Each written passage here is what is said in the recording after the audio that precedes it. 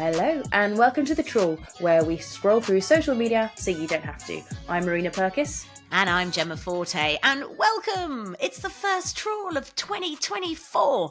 Thank goodness we're back. I've missed it. Now, any New Year resolutions, Ms. Marina? What is in and what is out in 2024 for you?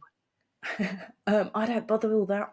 I just think if I'm going to do something, if I want to do something, I start it whenever I want. I don't have to wait for the 1st of January, so I don't bother with all that nonsense. Okay. You? Well, hopefully Tory's out in 2024. That would be good. Try not to be a dickhead. That's my usual one, you know. And actually, also, I've been that classic, the old dry Jan. I've been off the booze. I am clear-headed as hell, Marina, to the point where I almost need something to take the edge off. I find that weird. I think January is when you need booze the most. Oh, I do a different sort of policy strategy every single year. Anything to try and get through January. But this year, I'm off the grog, mate. I'm off the grog, and I'm like literally star jumping my way around the house. I'm like dying. I'm like, my God, awful. I've got too much energy. It's horrific. Anyway, look, I don't think any of us have got anything as sussed as the magnificent Natalie Cassidy, she who used to be Sonia in EastEnders. She was kind enough to post her thoughts on what's in and what's out on Instagram. What's in for 24 is a cough throughout the night. So I'm fine all day, but when I lay down, I'm coughing my guts up. And so that's in. That's in for 2024. What's out? For me, roadworks. I'd like to see less roadworks and diversions this year. I was quite interested in that, That's Marina. really inspiring stuff. Yeah, aspirational. I was like getting visions of like how's she going to make that happen? Is she out in the middle of the night with a high vis, like moving bollards around, beacons, whatever? I don't know. Anyway, Cones. Cones. That's probably the word I was searching for.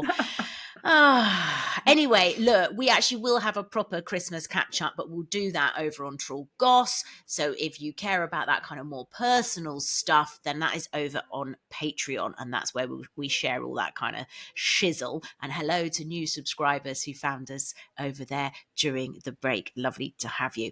Anyway, talking of the break, I think personally, Marina, we slightly overdid it on the time off. Yeah, we did. We didn't think we were going to take as long. We actually thought there'd be less to trawl, but we got that about as wrong as a Patrick Minford economy prediction, didn't we? Oh, yeah, the man who's wrong about everything. Yeah, we really, really did.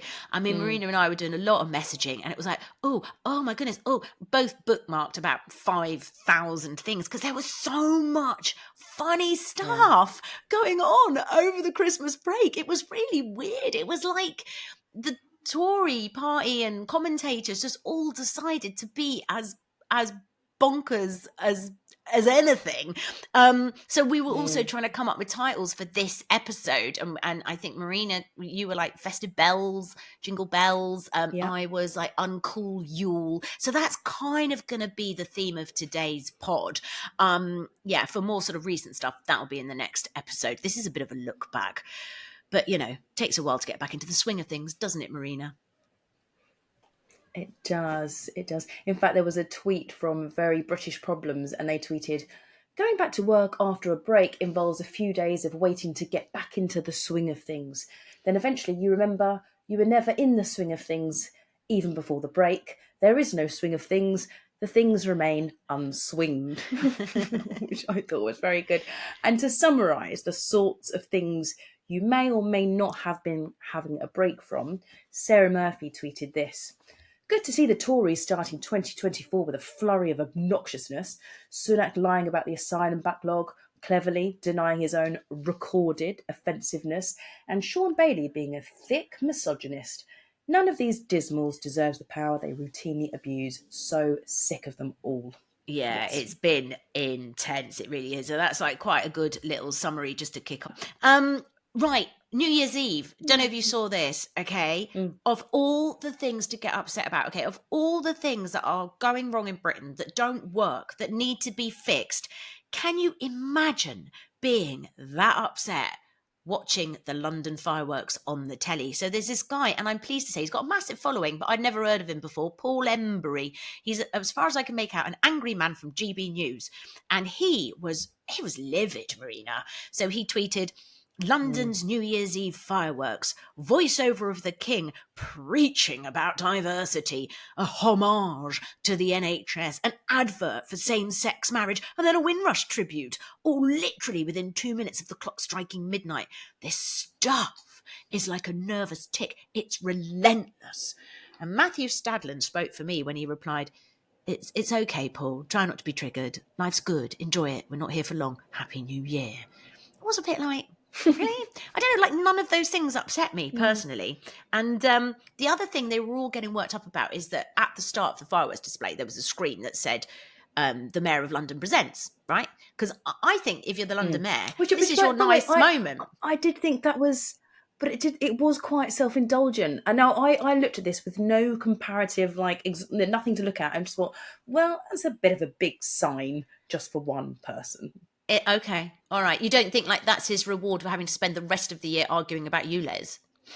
Like, this is my perk. This is my fireworks. This is my fireworks, man. This is my fireworks. No, okay, all right. Okay, so we think self-indulgent. Fine. Okay, fine. But then what was really good was Hosea Mortimer, who's a writer for Byline and a reporter there, reminded Paul Embry, who was so upset about it, that when Johnson was mayor, he didn't just own the display. He beamed a massive image of himself onto a huge high-rise building, like some kind of massive emperor. So there you go. If you're going to get upset, just try and keep things in proportion. Sting. Where do we start with the bellendery, Marina? Where do we start? I don't even know. There were so many Christmas bells. Yes, ding dong, over the Christmas period, and dong, coming ding out of it. dong, ding dong. The So bells were ringing. Okay, it's hard because it's like I've forgotten. But Johnny Mercer was a bell during this period where he was taking on Carol Vorderman about the whole veterans thing. Let's not go into that. Another bell. A date rapey bell, actually. Home Secretary James Cleverly, who joked about date raping his wife on the same day, by the way. Did you know this detail? On the same day that the Home Office had warned against joking about date rape. Yeah. So that's good. But there was, I think, winner of the biggest bell over the festive period, and indeed forevermore. Well, it's got to be this guy, isn't it? What do you have? Do you work in a business? Do you want some fruit? I'm homeless, and I'm actually a homeless person at the minute, but I'm interested in business. Yeah, what kind of business? I like finance. It's good for the city, and when finance and stuff's doing well, we will do well, don't we, in London? So Yeah, that's absolutely right. Yeah, these Maryland cookies are my favourite, this is earlier than I normally have them in the day, so this is well, you can good take news them for home me. and have them. Well, I will. Thank you. I will certainly. I have one of those most days, actually. Hi, how are you? There we go. That's good.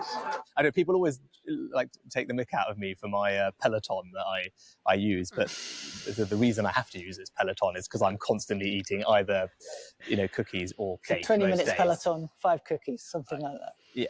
Oh, well, actually, if that's the ratio, that's good. I can eat more cookies then. I thought it was worse than that.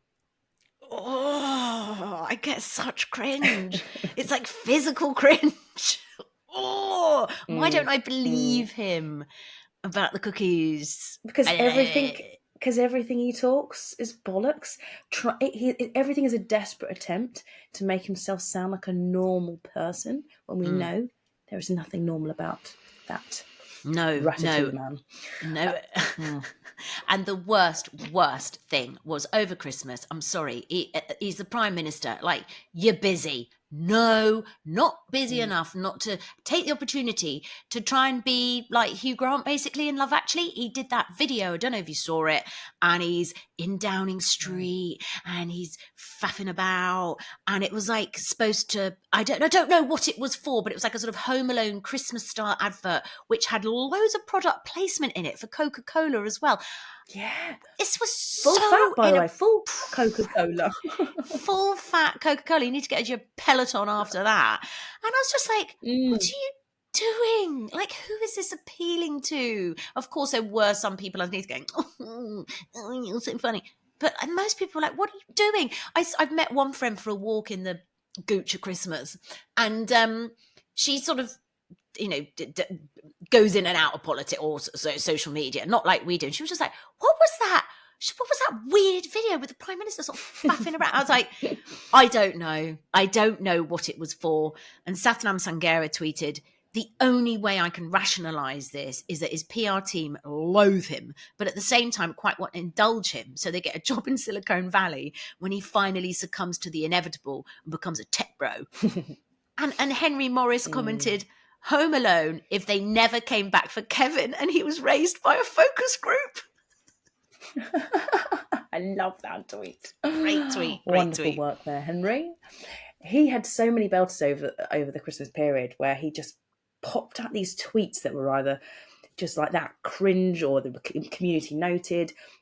And in fact, his 2023 look back tweet was interesting because it was a look back at a 2023 that it didn't feel familiar to me, certainly. I'm guessing not to you either. But let's play it. So Farouk posted this clip of that look back. And we're going to play it for you. But allow me, please, to interrupt with the truth.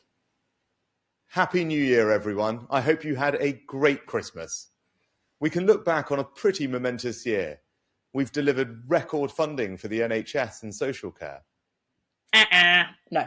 We now have fewer beds than any rich country, record waiting lists, and in 2023, long waits in A&E departments that may have caused up to 30,000 excess deaths.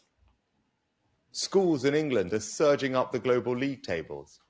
No, I'll tell you what there's been a surge in. It's been a surge in the number of school kids in England with collapse risk concrete, and the fact that we don't have enough teachers applying to teach our kids, and the fact that schools have got even less money they thought because there was a £370 million finance or accounting error by the Department for Education. We're getting the economy growing. Sorry, what? Are you sure, Rishi? Because the ONS revisions, not projections, revisions show that there's been bugger all economic growth. And in April to June, nothing. And then a 0.1% contraction in July to September. We've cut inflation in half. And you know full well, you lying bell, that you had nothing to do with that. We've delivered the biggest business tax cut in modern British history. It doesn't matter because our tax burden is the highest it's ever been since the Second World War. And in just the last few weeks, we've seen an incredible £60 billion of investment into the UK. See, that sounds nice on its own, but according to the Financial Times, the UK is struggling to attract foreign direct investment, with projects down nearly 30% since our peak in 2016. What happened in 2016? I can't recall. So my New Year's resolution is to keep driving forward. Please don't. Please don't. Please stop. And just so you know, I'm going to stop there because that was 30 seconds of his 2023 look back of a 1.5 minute clip of just stuff that you could quite clearly and like easily interrupt and go wrong, lie. And it's either the quality of the clip that we found or his voice is a bit sort of slightly lower than usual and more considered. Maybe he's been having some media training in between fannying about in videos over Christmas. Yeah, and when he keeps going, I just want to drive forward. Like, honestly, no one wants you to. Literally, the country is screaming out for an election. That's all we want from you now. Just a date for that. So, go away. Right, I think Matilda Thorpe's alternative Prime Minister's New Year message, just like your wonderful analysis there, Marina, was much more on point. The Conservative government can look back at a momentous year. We've banned 7 bins. Meat tax. We've cancelled the HS2. Repeatedly failed to send a handful of people to Rwanda at great cost to you just to prove a point. Surging in the league tables with the most dangerous school buildings.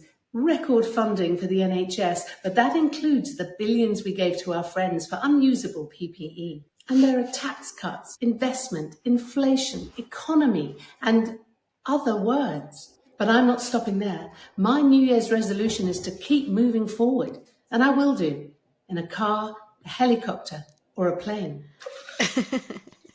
So, Exactly. raising my 20 fluid ounce pint glass of wine to you, happy election year, everybody.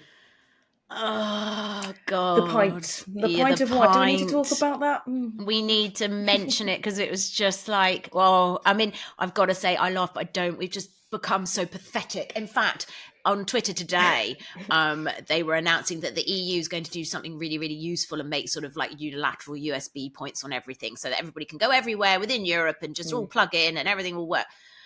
Yeah, we probably won't do that because we want to be the odd ones out. Why would we? Oh, why would we want to do that? Why would we want to make life more convenient? But Brexit benefit, everybody. The Brexiteers have managed to find one and they are thrilled with it. So there was lots of coverage of this over Christmas. It's just one of the many things that we were marveling at. And it's that we can have are you ready for it? A pint of wine. A pint of wine. So I don't know, call me old-fashioned. I like a cup of tea. I like a pint of beer, and I like a glass of wine. Pint of freaking wine. No, you're doing it wrong. You're doing it all wrong. In fact, as Mark Watson Handley pointed out, especially if you're having gammon, a pint of wine actually goes very well. Exactly. I did put something on Twitter like, pint of wine, please, said no one ever. And like lots of people were going, actually. And I was like, oh, for God's sake, you know what I mean. It's just so frustratingly stupid. No, one of his good bits of work, that Rishi Sunak. So what else he did over the festive period? He went to watch his team, didn't he? Because he's a lad, he's a normal person. He went to watch Southampton football match, but he wasn't normal because because what he did was he brought his photographer with him. So there's this Twitter account called the Second Tier, and it's the biggest podcast devoted to championship football, and it tweeted this: Rishi Sunak is at the Southampton game, sat next to a man who's got a camera fixed on him, ready to catch any sort of authentic human emotions, as you do when you go to the football. The only way they'd get one if the ball came into the crowd and smacked him on the head. I mean, he probably was sitting there with his packet of Maryland cookies going, I mean, honestly. Exactly. So not normal. And then listen to this clip. This is brilliant. So this is from BBC 5 Live Sport, and it's a clip of Southampton manager Russell Martin being asked if Rishi Sunak had come down to see him and the team after the match. Russell, finally, I know the Prime Minister was in attendance today. Has he been down to see you yet?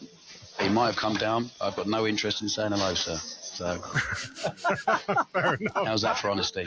Take care. I don't expect anything else from you. Russell Martin, the Southampton manager, with us live on 5 Live Sport this evening.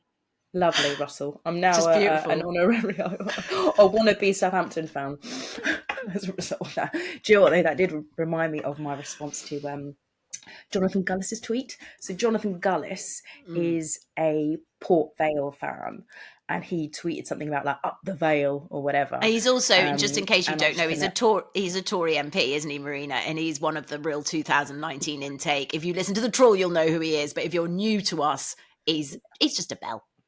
He's one of the worst. Anyway, he wrote up the Vale, and I couldn't help myself and wrote, my husband used to play the Vale, and he thinks you're a bell.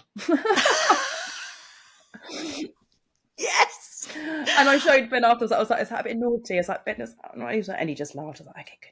Oh yeah, you're all right. I think that's great. Jonathan Gullis was busy tweeting over the Christmas period, and you just couldn't write it. Like, he's going to be out of work soon. He's going to be down the job centre hopefully as soon as there's an election. Can't wait for him to lose his seat. I really hope he does.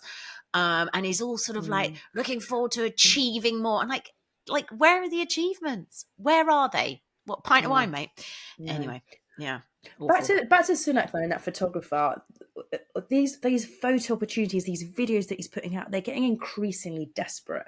And over the Christmas period, number 10 Downing Street, and I don't understand why they're not sense checking this. They put out a picture, and it was basically, the post was about how Rishi Sunak was calling Zelensky to offer his condolences for all those people killed in the Russian airstrikes over Christmas. And so the picture's supposed to be Rishi Sunak on the phone giving his condolences.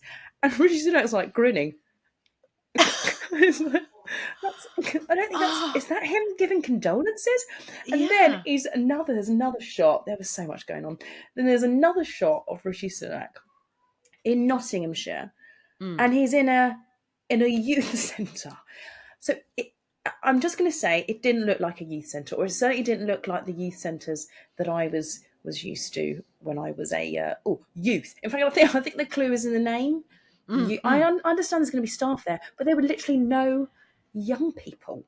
And actually, apparently, there were quite a few Tory councillors in there, and someone joked, because it was all really quite middle-aged or old people, someone joked and said, youth centre, more euthanasia. But also, it's like, I think, really stupid for a Tory to draw attention to themselves being at a youth centre, because they've closed them all. They are literally like the kiss of death for youth centres. We don't really have any anymore. And it's one of the, it caused huge problems within society, because they actually did really, really great work for kids that didn't have anywhere else to go or anything else to do.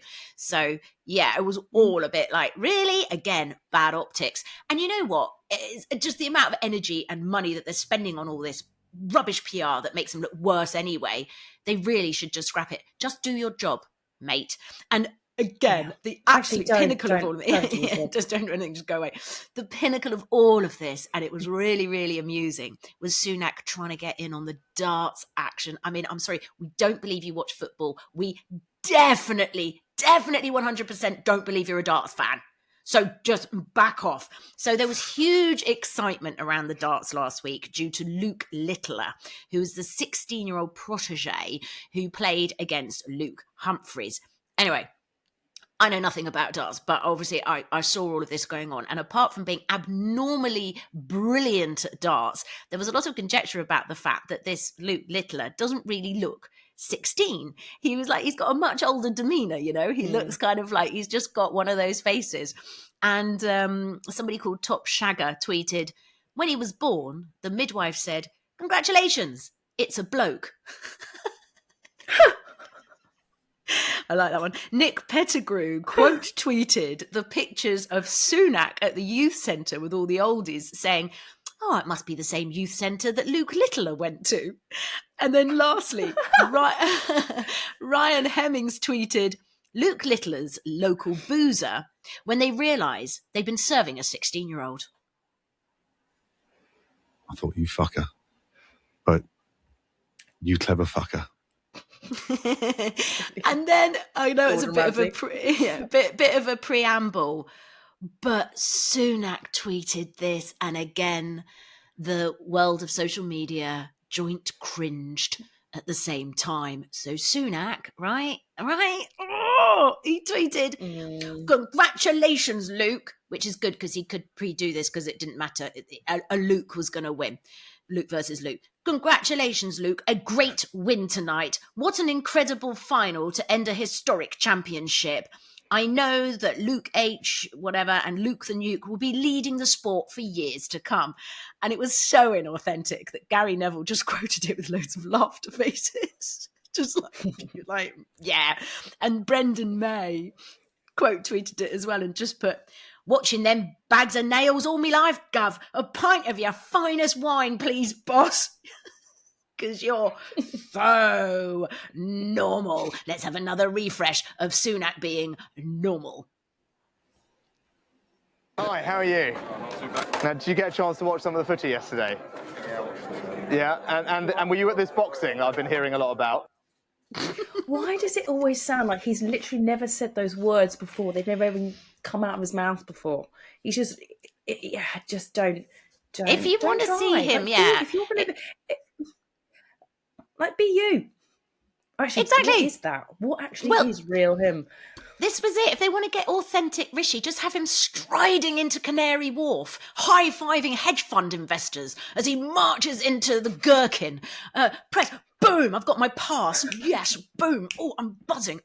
I've been on the Peloton. I've done Peloton for 2 hours this morning at 5 a.m. That is him, right? And then I've had a fibre bar. And then munched out. I don't really do coffee, don't need it. And then he's gone up to the 600th floor and strode in and gone into a big glass office and just gone, buy, sell, footsie. Ugh. That's him. That's him. It's like, it's just money making. Yeah, but I don't know, Money for whatever making, reason, they're not going that route. Money moving. No. Right, should we do more belters from the Big Bell? Yeah.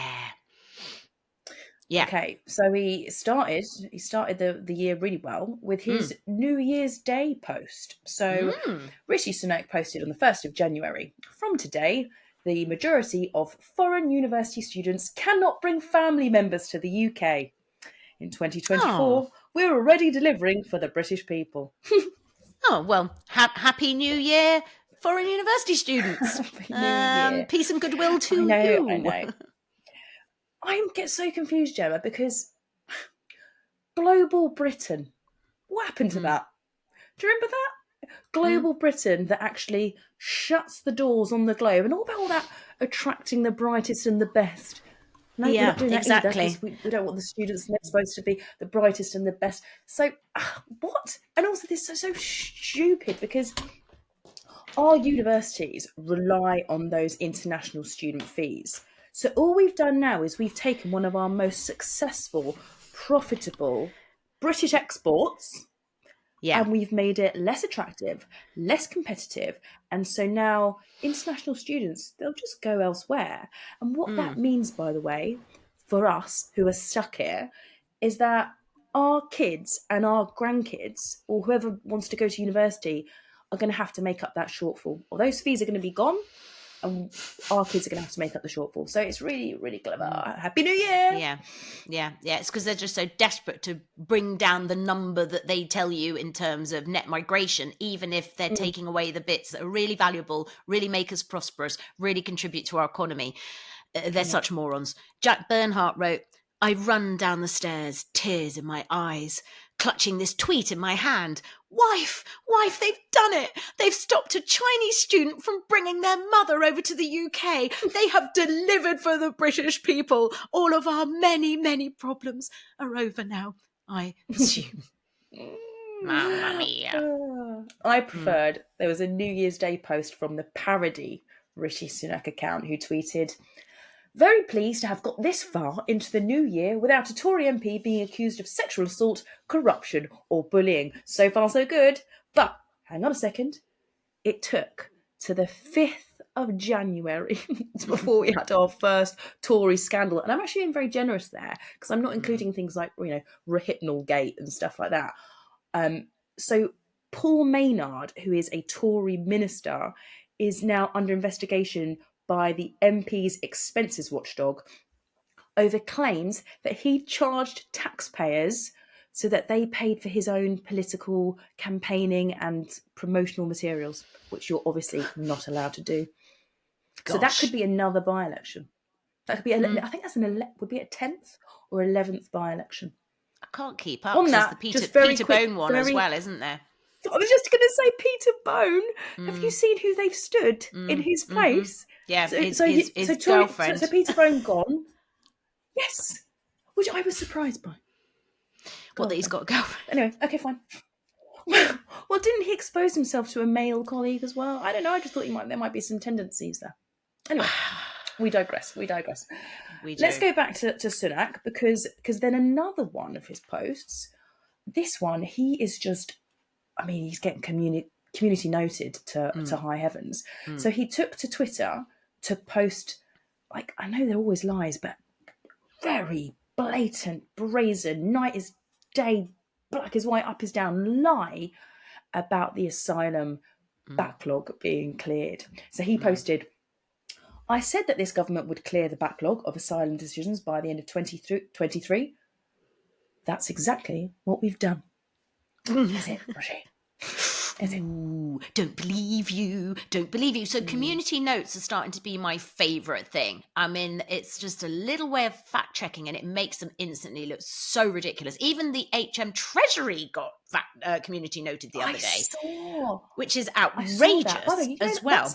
That's a breaking of electoral law, because it's all well and good Rishi Sunak posting out shit, but that is a government department, that is a civic department that is now tweeting out lies but propaganda on behalf of the government. We have it's a whole new world of disgrace, I guess. Post-truth nightmare. Yeah, so the community note on this basically said that statistics published that morning by the government show that there's still around 100,000 cases languishing in the Tories' never-ending backlog.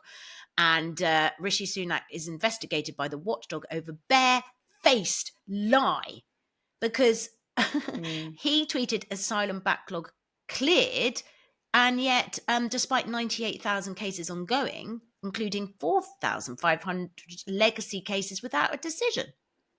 So it's just rubbish. Yeah. So it's ridiculous. I tweeted about this. I tweeted a picture of my bathtub with the kids' bath toys in there. And I said, and it was full of bath toys, by the way. And I said, look, I've cleared the bathtub of bath toys. I've obviously just renamed the bath toys to water accessories, you see? So I haven't actually cleared the water accessories, but there's no bath toys in there. See, it's very clever, very clever. Yeah, too clever for some, because some very sweet, nice people just thought you were tweeting about bath toys. I saw those replies. It made me laugh. They're like, I remember those days. Else happened, by the way?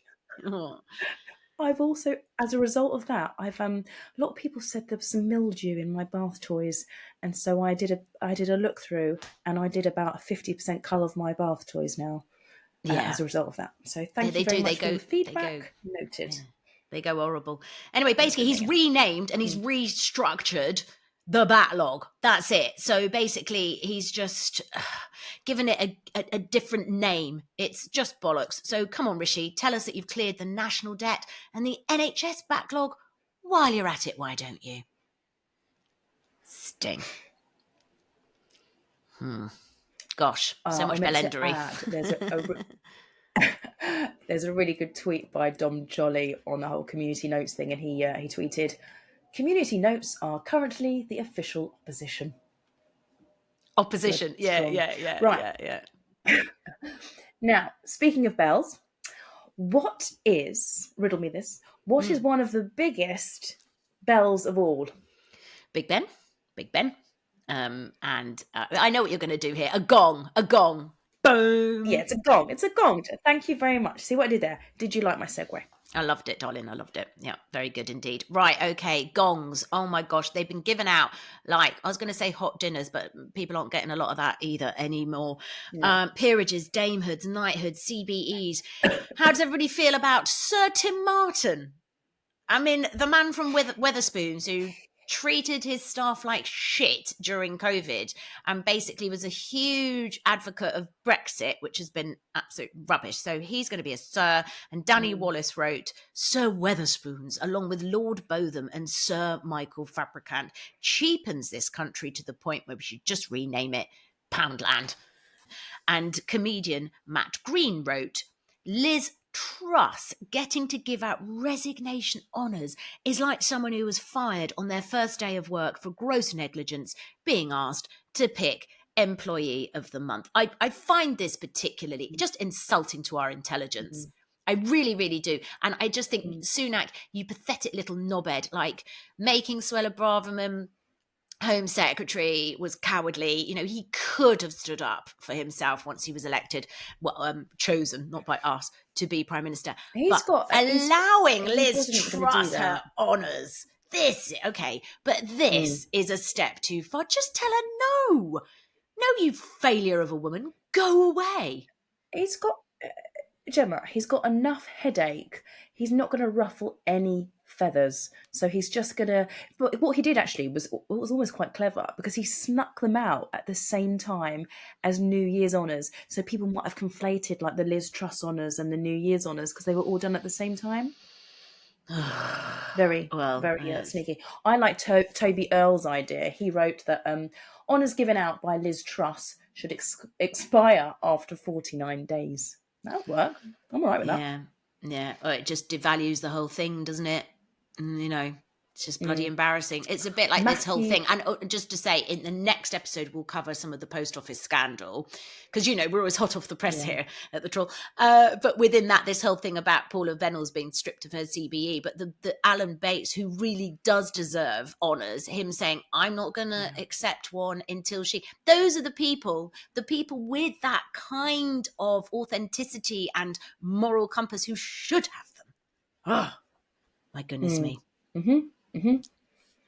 Matthew Elliott. Matthew Elliott was one of the ones to receive a gong. Was it or was that a peer? Was that a peerage from Liz Truss? I can't remember. I know it's definitely from Liz Truss. Yeah, it was from Liz Truss. Wonderful, wonderful. So if you read James O'Brien's book, How They Broke Britain, he's got his own chapter, and he is very much one of the architects of the demise of this country. He was basically head of Vote Leave when it broke electoral law. So again, just think about that. The person that's just been honoured broke this country's electoral law, and they've been honoured. He literally this guy, he failed to appear before a Treasury committee for the Brexit inquiry. He ended up having to be summoned under a parliamentary order to get him to turn up. And also Labour MP Chris Bryant handily pointed out that this Matthew Elliott, he actually helped found the Conservative Friends of Russia group.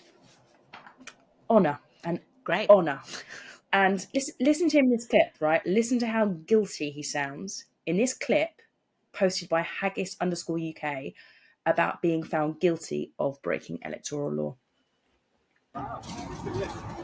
So the Electoral Commission seem to think that you're guilty on four fronts. Why don't you want to say anything about that? I've done my interviews today. What about doing an interview with Channel 4 News? It was a bit of a fiddle, wasn't it? Setting up this Believe, channeling your excess funds through them. Are you really expecting us to believe that Darren Grimes made the decision independently to spend that money on AIQ? It completely wasn't a fiddle. It completely wasn't a fiddle? Yeah.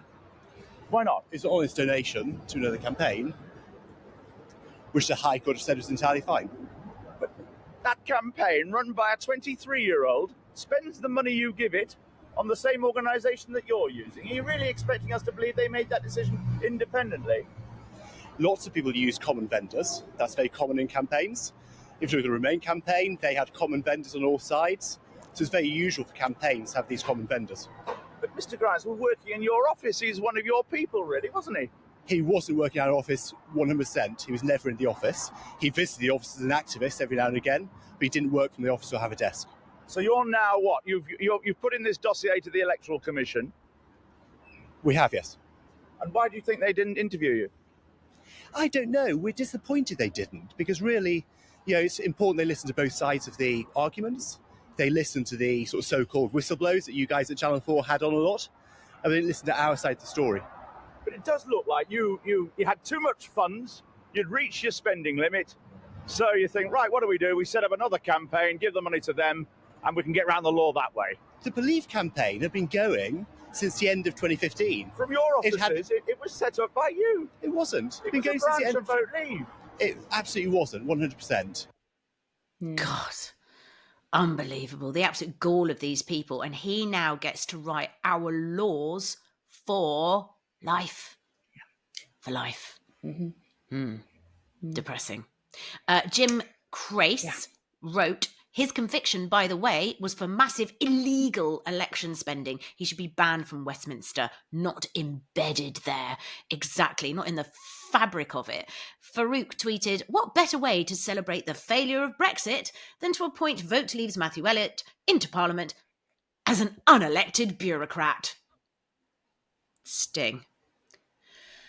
Wowzers. Right, do you know what? I mean, there was one silver lining of the brouhaha that we're about to speak of, because I texted Marina. I suddenly got the light bulb moment and I thought, oh, wow, first step of the trawl back, we've got a Lord of the Week. week.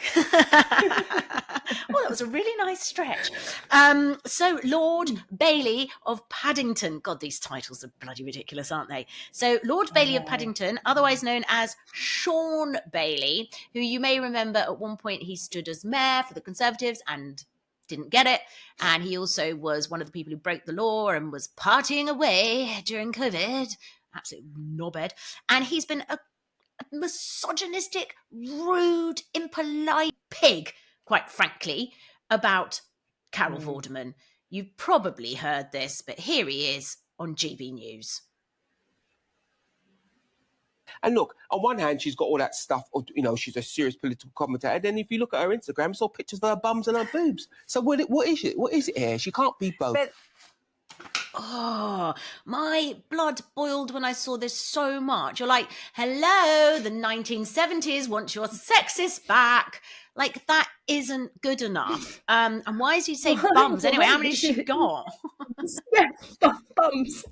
Her bums and her boobs. Okay. And look, you know, this really, really blew up. And I really think it deserved to blow up. This wasn't just like getting on a bandwagon where because he's a Tory, you're having a go at him. This is like very, very serious.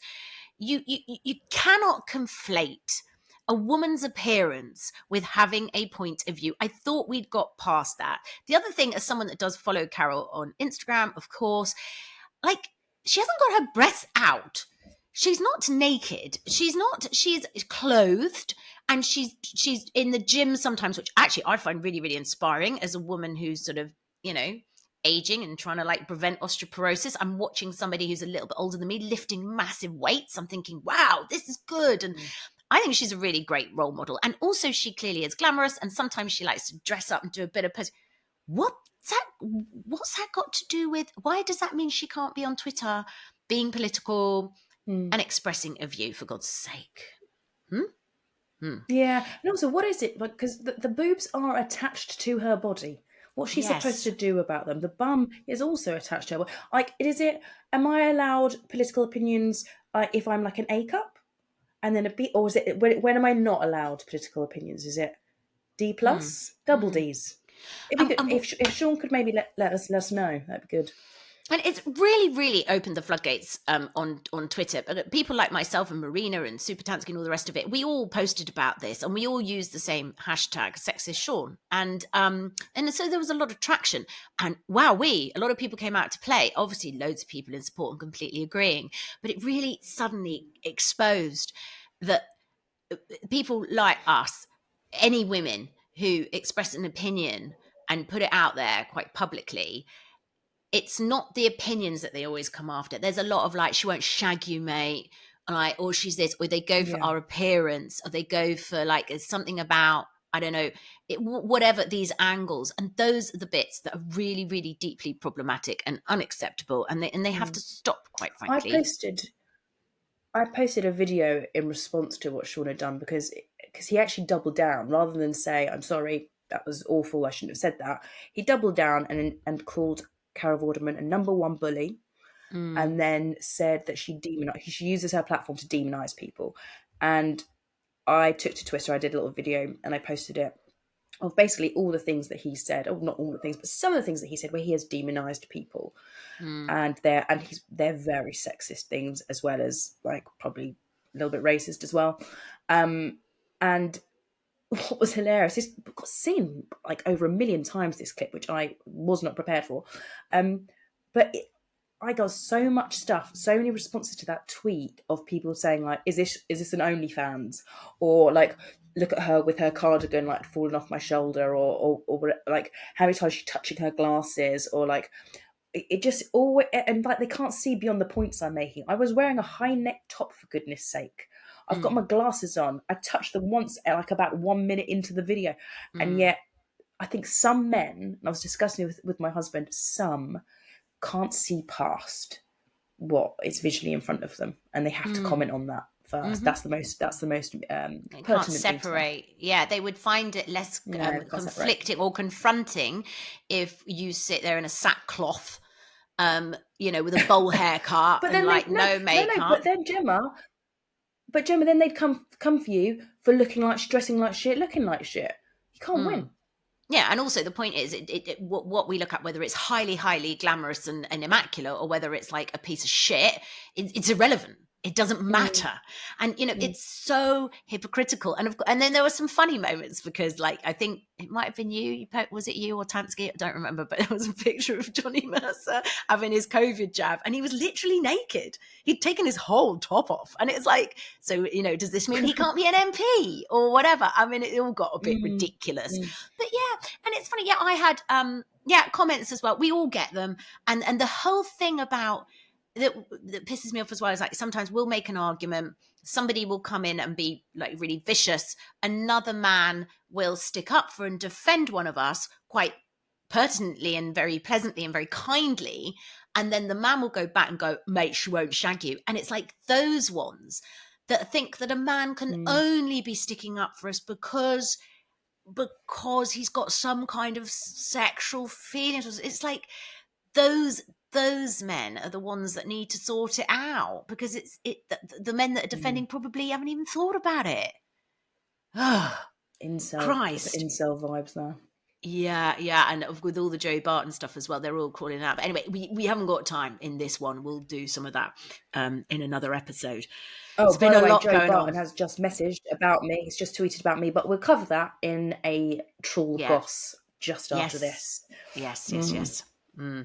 Anyway, I think you did quite a good tweet about Sean Bailey that got a lot of traction, didn't you? Apart from your video. I wrote. I wrote, Sean Bailey thinks you shouldn't have political opinions if you have boobs and a bum, which is odd, given he's a massive tit. It was really thing good. I didn't post in that like rundown of stuff that he said that was misogynistic. I actually missed one, but how's this? Like, listen to this. The Mirror reported that in a 2005 pamphlet, Lord Bailey suggested that good-looking girls tend to have been around because if a girl appeals to one boy, she'll appeal to all of them. It's just base. Okay. It's just really, really base and terrible. And I'm not talking buttery biscuit base either. It's not buttery biscuit base, which is excellent. It's just not good. And the thing I love about Carol is, where she's inspiring is, she does look great, and she is glamorous, but she can fly a plane. And she's got a degree from Cambridge. And she's got like a whacking great high IQ. Yeah, her IQ's like way, way higher than ours, like way higher than Sean Bailey's, she could beat him at maths like that. And it's like, that's great. But she's also human. And as tough as she is, and as much as she fights back, I don't know, because I'm not going to speak for her here, but like we can ask her perhaps in the future one time. We're desperately trying to get her onto the Trawl and imagine how cool that would be.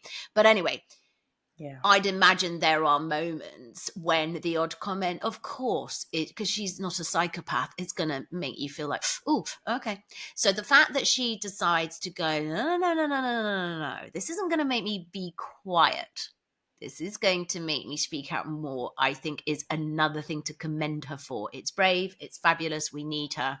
And so that's why we will continue to support her in every way. And just the final thing on that it's very funny that a lot of these idiots were so desperate to get her chucked off Radio Wales. Yeah, well, she's on LBC now, isn't she? It seems to be cropping up at the weekends. And I'm like, yeah, that backfired. It's like got a much, much bigger audience. Idiots. Bad luck, mate. So that's, Bad luck. Incredibly satisfying. And then just last thing to say, guess who said this? I know Marina knows.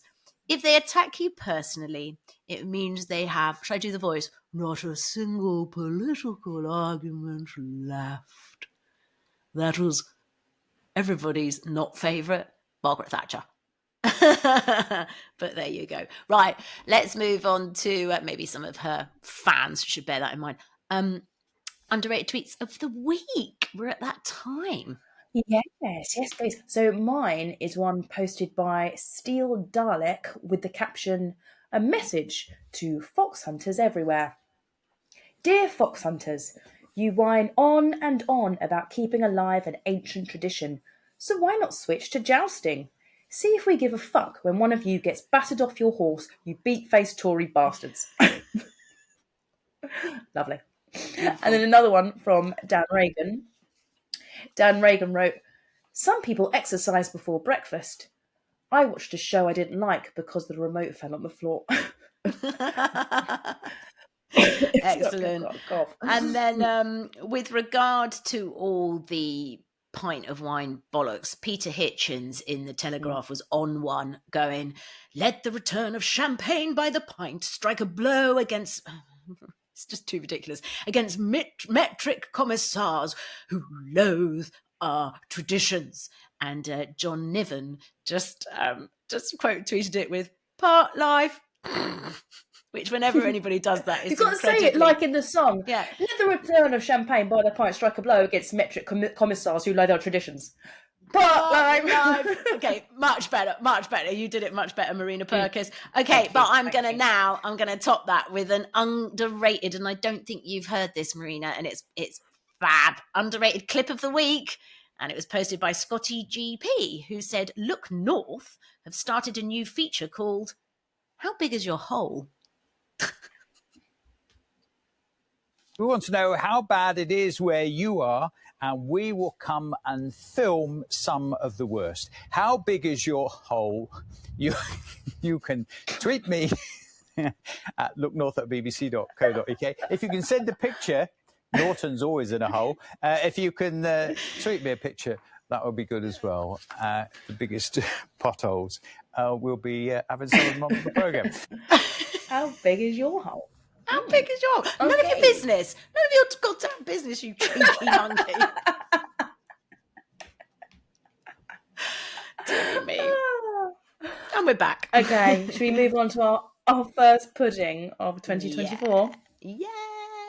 In fact, it's our first pudding of 2024, but it's the Marsh family's final song of 2023, and they wrote and sung this song about the deserving folk receiving New Year's honours and the contrast with the pathetic cronyism in the Liz Truss and Boris Johnson appointees.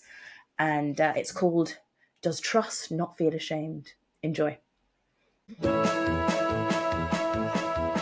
We've got legends of the land. Got the guy from Glastonbury. Got a pair of rugby heroes raising funds for MND. We've got footballers and athletes and a lot of worthy claims. What else we got? Some dubious names. We got artists who've inspired, we got carers and midwives. We got nurses, doctors, surgeons who are daily saving lives. We got 9-year-olds on crutches who have really been through hell. Who else we got? You know damn well. It means nothing if lackeys and cronies get included. What we need is not a system that is infrequently polluted. Why does Truss not feel ashamed? Nothing's as absurd as this Truss getting to name her own honours list. It's insane. She was feckless, she resigned, was as smart as she was brief. A disaster for the country, but still touting her beliefs. We're still angry when we stare at mortgage payments in disgust. Who do we blame? We blame Liz Truss. Lots of things in politics are sickening, but brother, the particular way that the two recently disgraced prime ministers have exploited the honour system with no integrity whatsoever is worse than any other. Why does Truss not feel ashamed? Nothing's as absurd as this Truss getting to nominate anyone is deranged. The House of Lords is quite arcane. Nothing in the world has its pedigree and name. It's not something to be defamed.